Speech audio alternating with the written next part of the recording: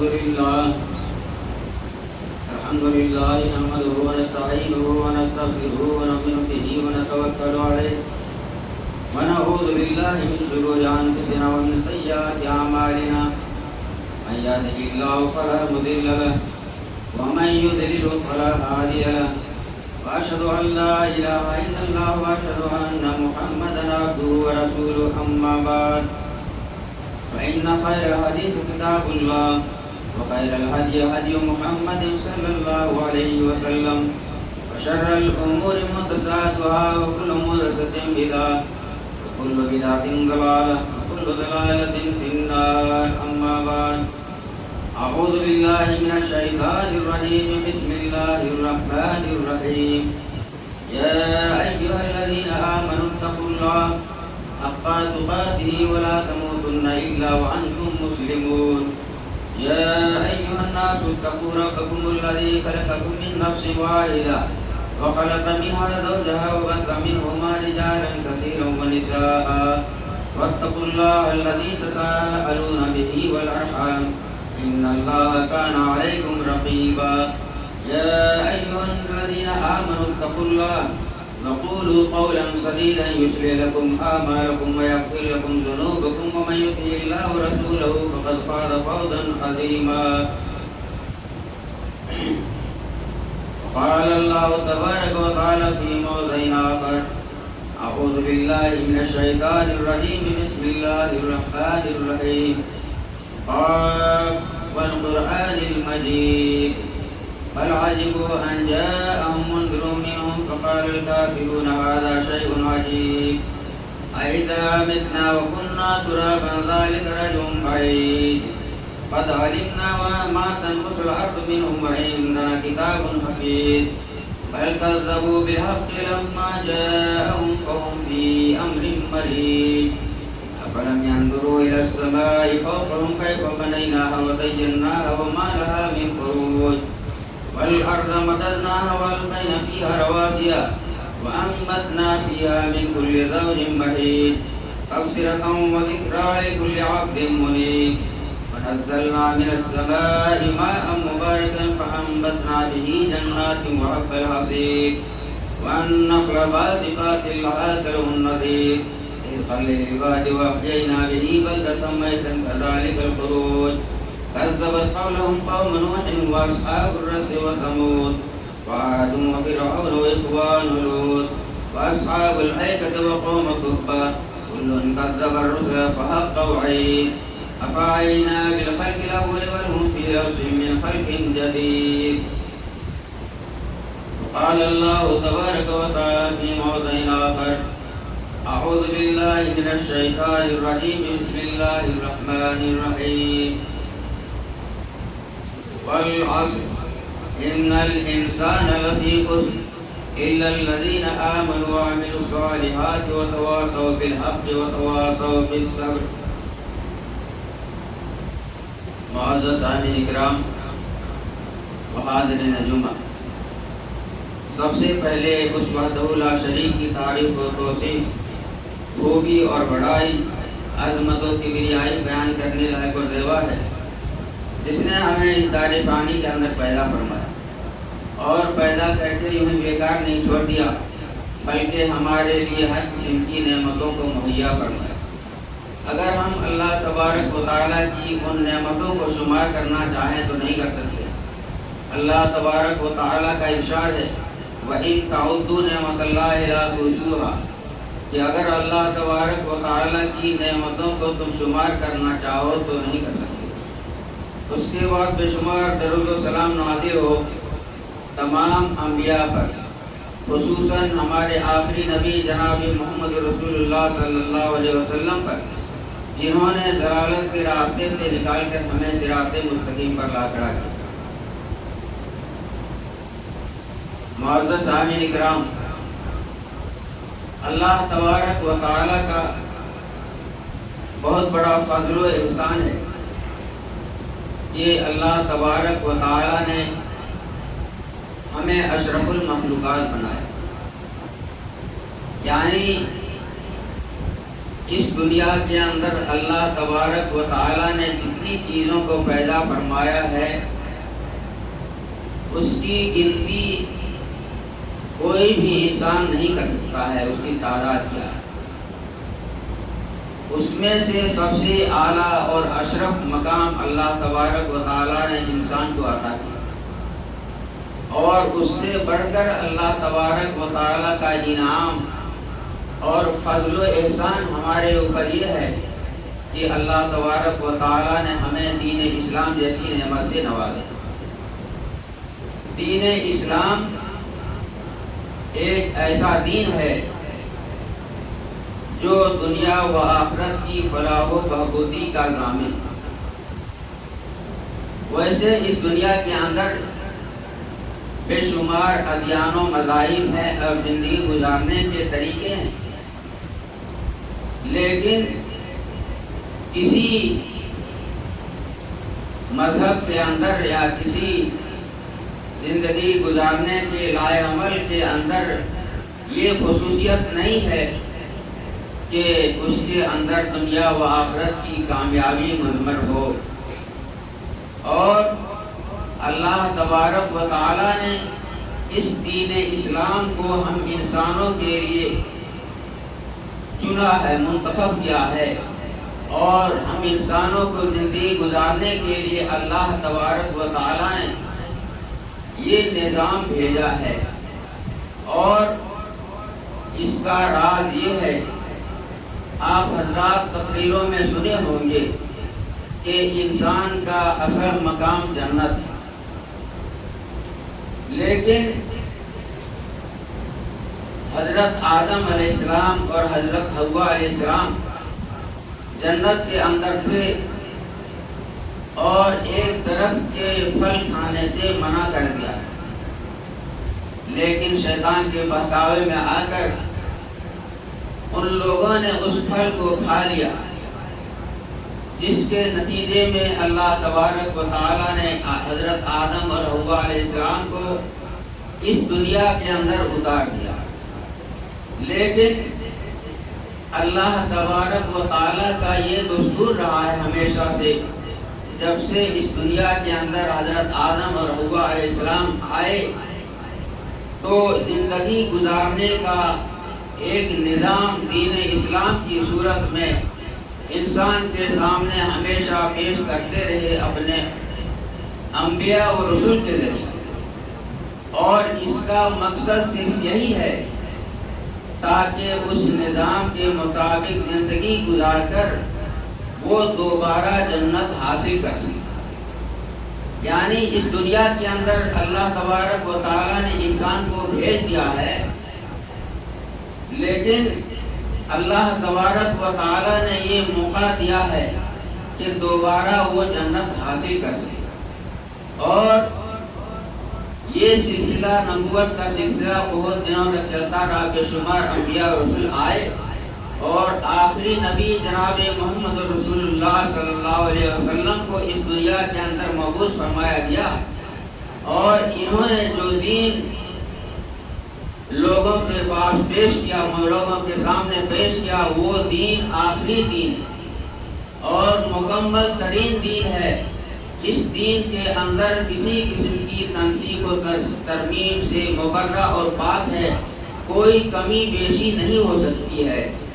اگر اس دین کے اندر کوئی کمی بیشی کرتا ہے یا ایجادات کرتا ہے یا اس کے اصول کے برخلاف عمل کرتا ہے تو اس کا انجام اچھا نہیں ہوگا، آخرت میں اس کو افسوس کرنا پڑے گا۔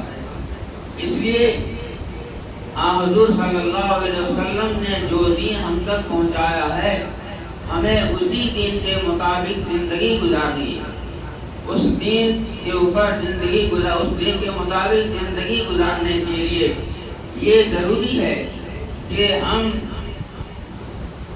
دین اسلام کے اصول یعنی اوامر و نواہی، یعنی جن چیزوں کو کرنے کا حکم دیا گیا ہے یا جن چیزوں سے پرہیز کرنا یا جن چیزوں کے کرنے سے منع کیا گیا ہے، ان چیزوں کو معلوم کرنا ضروری ہے، اور اس کے لیے ضروری ہے کہ ہم دین اسلام کی تعلیم حاصل کریں تاکہ ہم اس دین کے اوامر و نواہی کو معلوم کر سکیں۔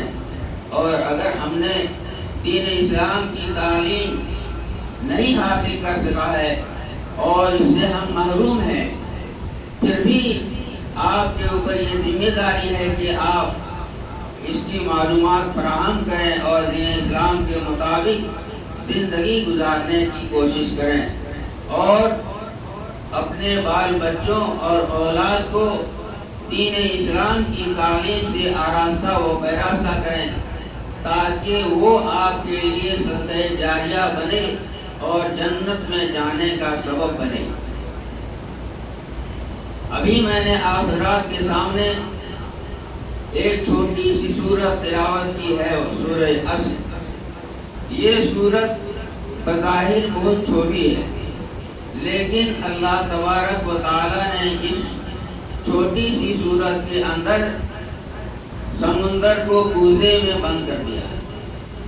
یعنی اس چھوٹی سی سورت کے مطابق اگر انسان زندگی گزار لے تو وہ دنیا و آخرت کے خسارے سے بچ سکتا ہے، اور اگر اس کے خلاف زندگی گزارتا ہے تو وہ خسارے سے نہیں بچ سکتا۔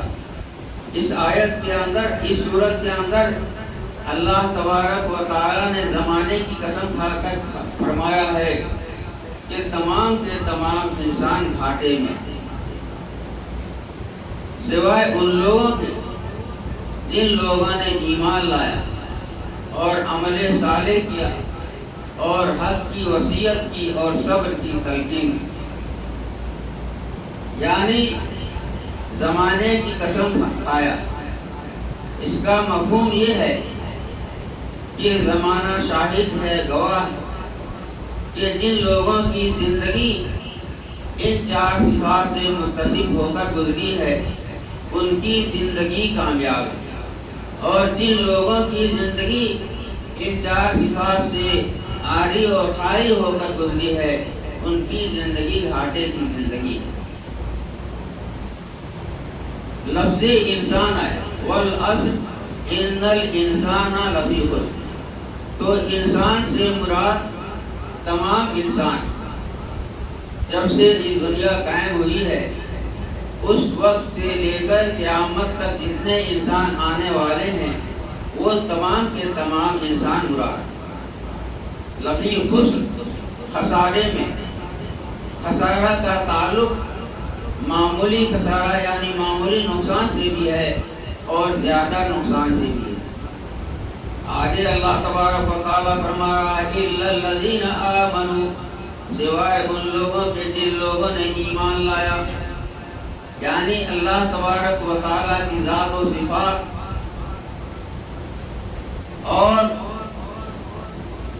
اس کے انبیاء و رسول، اس کے فرشتے اور اللہ کی کتابیں، آخرت، تقدیر، ان تمام چیزوں پر ایمان لانا ضروری ہے۔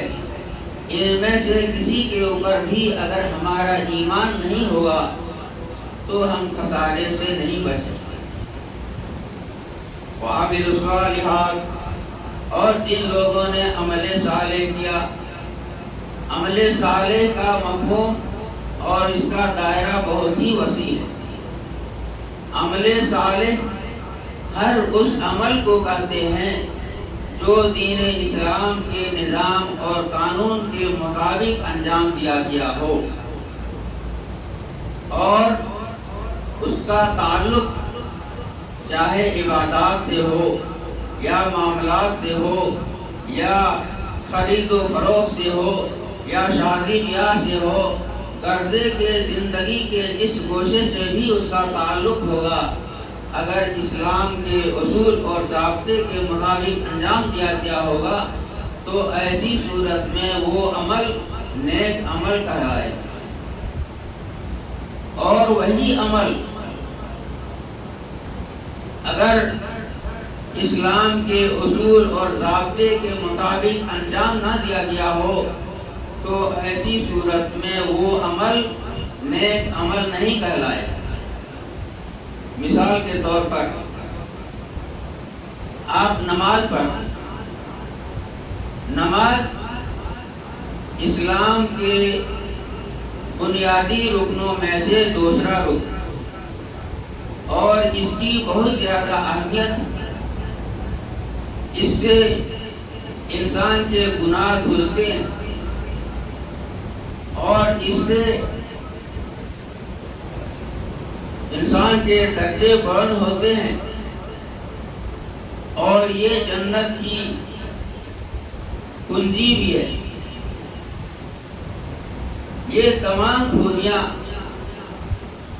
نماز کے اندر ہیں، لیکن اگر اس کے اندر ریاکاری آ جائے، دکھاوا آ جائے، یعنی کوئی نماز اس لیے پڑھتا ہے اس کی نیت میں یہ ہوتی ہے کہ لوگ ہم کو نمازی کہیں، تو ایسی صورت میں اس کی نماز نیک عمل نہیں ہے بلکہ ایک بہت بڑا برا عمل ہے، یعنی شرک ہے، شرک اصغر. اور شرک اصغر سے بہت سارے اعمال برباد ہو سکتے ہیں اور بغیر توبہ کے یہ گناہ معاف نہیں ہوتا. اس لیے ہمیں چاہیے کہ ریا و نمود سے پرہیز کریں اور اسلام کے اندر جو اصول ہے اسی کے مطابق ہم عمل کو انجام دیں. اسی طریقے سے روزہ ایک اسلام کے بنیادی ارکان میں سے اور اس کی بہت زیادہ فضیلت ہے. من صام یوم ابتغاء وجہ اللہ غفر لہ ما تقدم من ذنبہ. جس نے ایک دن کا روزہ ایمان و احتساب کے ساتھ رکھا تو اس کے تمام گزشتہ گناہ معاف ہو جاتے ہیں. اور حدیث قدسی کے اندر ہے کہ الصوم لی وانا اجزی بہ، کہ روزہ میرے لیے ہے اور میں ہی اس کا بدلہ دوں گا. یعنی اس کا بدلہ اللہ تبارک و تعالی کیا دے گا وہی جانتا ہے. اور اللہ تبارک و تعالی کا سب سے بڑا بدلہ یہ ہے کہ جنت میں داخل کرے گا. خلوصیت کے ساتھ اگر روزہ رکھتا ہے تو جنت میں جانے کا وہ عمل انشاءاللہ سبب بنے گا. لیکن اتنی فضیلت رہنے کے باوجود اگر کسی کے اندر ریاکاری آ جائے، دکھاوا آ جائے، تو ایسی صورت میں اس کا وہ عمل نیک عمل نہیں کہلائے گا بلکہ شرک قرار پائے گا. اسی طرح اسلام کے جتنے نیک اعمال ہیں وہ تمام کے تمام اعمال کا دار و مدار اخلاص پر مبنی ہے. اگر اخلاص پایا جاتا ہے تو ایسی صورت میں وہ عبادت قابل قبول ہے، اور اگر اخلاص نہیں ہے تو ایسی صورت میں وہ عمل مردود قرار دیا جائے گا. کوئی اجر و ثواب نہیں ملے گا بلکہ الٹا عذاب ملے گا. اس لیے ہمیں چاہیے کہ جو بھی ہم عمل کرتے ہیں وہ دین اسلام کے اصول اور ضابطے کے مطابق انجام دیں تاکہ ہم اس کے اجر و ثواب سے ثواب کے مستحق بنیں، اس سے دور نہ. یہ عبادت یا عمل نیک عمل کا ہے اور اسی طریقے سے جو بھی عمل کرتے ہیں، جیسے شادی بیاہ ہے، خرید و فروخت ہے، تو جس اسلام کا جو اصول ہے اس کے مطابق اگر انجام دیتا ہے تمام زندگی کے اعمال کو، تو ایسی صورت میں اس کی پوری زندگی عبادت میں گزرتی ہے۔ اور اگر اس سے غفلت کرتا ہے، کوتاہی کرتا ہے، تو حقوق العباد کے بارے میں حدیث کے اندر آیا ہے کہ اللہ تبارک و تعالی اگر چاہے تو اس کو معاف کر سکتا ہے، لیکن حقوق العباد جو بندوں کے حقوق آپس میں ایک دوسرے کے ساتھ مربوط ہیں، اگر ان میں کوتاہی یا کمی ہوئی تو اس کی صورت صرف یہی ہے کہ وہ اپنی زندگی میں معافی تلافی کر لے، اور بغیر معاف کیے ہوئے آپ کا آخرت میں مواخذہ ہو سکتا ہے۔ اس لیے ہمیں چاہیے کہ دین اسلام کے مطابق ہم اپنی زندگی کو ڈھالنے کی کوشش کریں۔ اور تیسری صفت اِلَّا الَّذِينَ آمَنُوا وَعَمِلُوا الصَّالِحَاتِ وَتَوَاصَوْا بِالْحَقِّ، یعنی حق کی وصیت، یعنی دین اسلام کی تبلیغ و اشاعت، یہ تیسری صفت۔ اور دوسرے لفظوں میں یوں کہہ لیجئے کہ امر بالمعروف والنہی عن المنکر کے فریضے کو ادا کرنا، یعنی معاشرے میں، ہمارے معاشرے میں جو برائیاں ہیں اس کو دور کرنے کی کوشش کرنا، احسن طریقے سے جو اسلام میں اصول ہے اس کے مطابق، اور جن چیزوں کا حکم دیا گیا ہے اس کو انجام دیا جائے اور اس کو دوسروں تک پہنچایا جائے، یہ تیسری صفت ہے۔ اور چوتھی صفت یہ ہے وَتَوَاصَوْا بِالْحَقِّ وَتَوَاصَوْا بِالصَّبْرِ، کہ دین اسلام کے راستے میں جو اذیتیں اور تکلیفیں پہنچے اس پر صبر کی تلقین کرتے رہنا، یہ چوتھی صفت۔ یہ چار صفات ہیں، جن لوگوں کا عمل ان چار صفات پر ہوگا اللہ تبارک و تعالی ان کو خسارے سے بچا لے گا، ان کا نیک عمل قبول ہوگا اور وہ کامیاب ہوگا۔ اور کون لوگ کامیاب ہوگے؟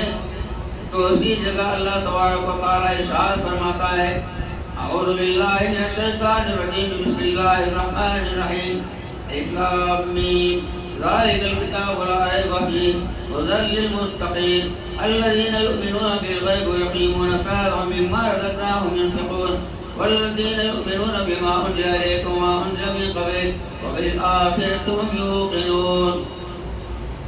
الف لام میم یہ حروف مقطعات میں سے، اس کا معنی اللہ تبارک و تعالیٰ کے علاوہ کوئی نہیں ہے۔ الف لام میم ذالک الکتاب لا ریب فیہ، یعنی یہ کتاب قرآن مقدس، یہ اللہ تبارک و تعالیٰ کی طرف سے نازل کردہ کتاب ہے، اس میں کوئی شک نہیں۔ ھدی للمتقین، جو متقیوں کے لیے ہدایت ہے۔ مفسرین نے اس کی تفسیر کی ہے السائرون الی التقوی، جو متقی بننا چاہتے ہیں۔ آگے اللہ تبارک و تعالیٰ متقیوں کی صفت بیان فرما رہا ہے الذین یؤمنون بالغیب، جو غیب کے اوپر ایمان رکھتے ہیں، ویقیمون الصلاۃ، اور نماز کو قائم کرتے ہیں، ومما رزقناہم ينفقون، اور ہم نے جو روزی دیا اس میں سے خرچ کرتے ہیں۔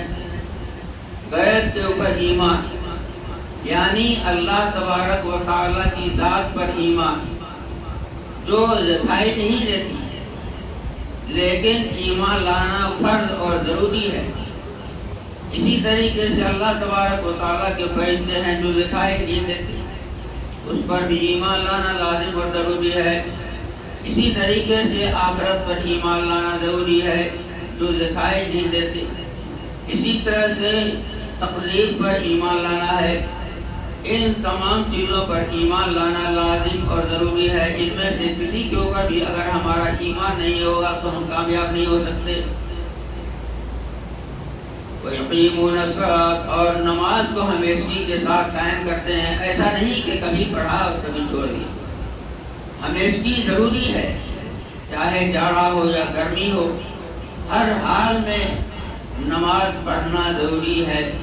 یہاں تک کہ جہاد کے میدان میں آپ سنے ہوں گے کہ میدان جہاد میں ہے، لڑائی چل رہی ہے، اس حالت میں بھی نماز معاف نہیں ہے، بلکہ یکے بعد دیگر نماز ادا کرنا ضروری ہے. وَمِمَّا رَزَقْنَاهُمْ يُنْفِقُونَ اور ہم نے جو روزی دیا اس میں سے خرچ کرتے ہیں. یعنی اللہ تبارک و تعالیٰ کی ایک بہت بڑی نعمت دولت ہے، مال و دولت. اس کو اس کے اندر جو حقوق ہیں اس کا ادا کرنا ضروری ہے. اگر اس کو ادا نہیں کرتے ہیں تو ایسی صورت میں ہم کامیاب نہیں ہو سکتے. اور اللہ کے راستے میں خرچ کرنے سے مال کے اندر برکت ہوتی ہے، اضافہ ہوتا ہے، گھٹتا نہیں ہے. اس کی دو مثالیں ہیں. مسلم شریف کی حدیث کے اندر بیان کیا گیا ہے کہ ایک مسافر سفر کر رہا تھا. اس نے بادل میں سے آواز سنا، اس کے حدیقہ فلاں کے باغ کو سیراب کرو. چنانچہ جب یہ آواز سنا تو وہ آدمی اس تلاش میں اس پانی کے ساتھ ساتھ چلا کہ کون سا ایسا بزرگ ہے جس کی یہ کرامت. چنانچہ وہ پانی کے ساتھ ساتھ چلتا رہا یہاں تک کہ ایک باغ میں پہنچا. اس باغ میں دیکھتے ہیں کہ ایک بزرگ آدمی پانی ادھر ادھر کر رہا ہے، اپنے باغ کو سیراب کر رہا ہے. وہ مسافر پوچھتا ہے کہ اے بزرگ، آپ کا نام کیا؟ تو انہوں نے وہی نام بتایا جو بادل میں سے سنا تھا. تو اس نے پوچھا کہ میرا نام آپ نے کیوں پوچھا، کیا بات؟ تو مسافر نے کہا کہ میں نے یہی نام بادل میں سے سنا تھا جس کا یہ پانی ہے اور اپنے باغ کو آپ سیراب کر رہے ہیں. تو انہوں نے پھر دوبارہ سوال کیا کہ آپ کون سا ایسا عمل کرتے ہیں جس کی وجہ سے یہ برکت ہے، اللہ تعالیٰ کی مدد شامل حال ہے؟ تو اس نے کہا کہ میں اس باغ کی آمدنی میں سے 3 حصے کرتا ہوں. ایک حصہ باغ کے خرچ کے لیے، دوسرا حصہ بال اولاد کے لیے، اور تیسرا حصہ غربا مساکین اور دین کے کاموں میں خرچ کر ڈالتا ہوں. یہی میرا عمل، جس کی وجہ سے اللہ تعالیٰ کی مدد شامل ہے. اس سے ٹھیک الٹا ایک دوسرا واقعہ ہے جو قرآن کے سورہ نون کے اندر بیان کیا گیا. ایک باغ والے کا قصہ بیان کیا گیا ہے کہ ایک باغ والا تھا جس کے باغ کے اندر بہت زیادہ پھل آتا تھا اور وہ غربا مساکین پر بہت زیادہ خرچ کرتے. لیکن جب ان کا انتقال ہو گیا تو ان کے بال بچوں نے حساب و کتاب کیا تو غربا مساکین پر وہ بہت زیادہ خرچ کرتے تھے.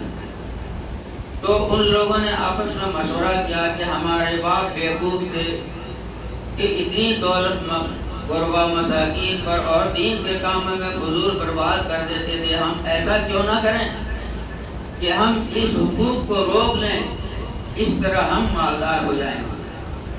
چنانچہ اس کے لیے ان لوگوں نے منصوبہ بنایا کہ رات کی تاریکی میں جا کر ہم باغ کے پھل کو توڑ لائیں گے تاکہ غربا مساکین کو پتہ نہ چلے، کیونکہ اگر دن میں توڑتے ہیں تو غربا مساکین پہنچ ہی جائیں گے اور شرما حضوری میں ہم کو کچھ نہ کچھ دینا ہی پڑے گا. چنانچہ منصوبے کے مطابق وہ لوگ باغ کے پاس پہنچتے ہیں، لیکن باغ کو نام و نشان نہیں بلکہ جل کر راکھ ہو چکا تھا. تو ان لوگوں کو یقین ہو گیا کہ یہ ہماری بدنیتی کا انجام ہے. اس لیے ہمیں چاہیے کہ دین کے کاموں میں غربا و مساکین کا حق ادا کریں، ان کی زیادہ سے زیادہ مدد کریں، تعاون کریں اپنی حیثیت کے مطابق، اور بخالت سے کام نہ لیں، کیونکہ سخاوت و فیاضی یہ مومن کی ایک بہت بڑی صفت ہے. اور اس صفت کی وجہ سے وہ کامیاب ہوں۔ اب آخر میں دعا ہے کہ اللہ تبارک و تعالی ہمیں صحیح معنوں میں دین اسلام کو سمجھنے اور اس پر عمل کرنے کی توفیق عطا فرمائے۔ وآخر دعوانا الحمدللہ رب العالمین وما علینا الا البلاغ۔